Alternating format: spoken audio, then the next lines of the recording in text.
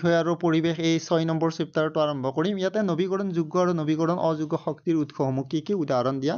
নৱীকৰণযোগ্য শক্তিৰ উৎসসমূহ তোমালোকে জানাই যিবিলাক ব্যৱহাৰ কৰিলেও এইবিলাকৰ অফুৰন্ত ভাণ্ডাৰ থাকে যিবিলাক পতককৈ শেষ হৈ নাযায় সো এইবিলাক উদাহৰণ তোমালোকে সৌৰ শক্তি বায়ু শক্তি জোৱাৰ শক্তি জৈৱ পচন শক্তি জলবিদ্যুৎ শক্তি এইবিলাক তোমালোকে নৱীকৰণযোগ্য শক্তিৰ উৎসবিলাক মনত ৰখাটো বহুত জৰুৰী তাৰপিছত নেক্সট নৱীকৰণ অযোগ্য শক্তিৰ উৎস যেনে জীৱাশ্ম ইন্ধন কয়লা পেট্ৰলিয়াম প্ৰাকৃতিক গেছ এইবিলাক পাৰমাণৱিক ইন্ধন যেনে ইউৰেনিয়াম থৰিয়াম এইবিলাক বস্তু শেষ হৈ যাব এটা সময়ত ব্যৱহাৰ কৰিলে তো সেইকাৰণে এইবিলাকক নৱীকৰণ অযোগ্য শক্তিৰ উৎস বুলি কৈছে এইবিলাক আমি পুনৰাই সৃষ্টি কৰিব নোৱাৰো এবাৰ শেষ হৈ গ'ল তোমালোকে চোৱা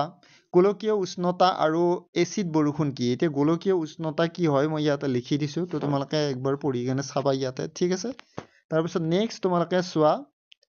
নেক্সট থাকিব কি এচিড বৰষুণ হৈ গ'ল এইটো তোমালোকে পঢ়ি চাবা ইয়াতে মই লিখি দিছো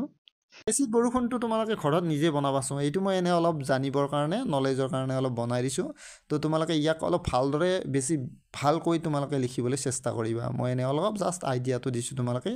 কিতাপৰ পৰা তোমালোকে বহুত ভালদৰে লিখিবলৈ চেষ্টা কৰিবা ঠিক আৰু আছে কুৱেশ্যন এই চেপ্টাৰটোত আৰু কুৱেশ্যন আছে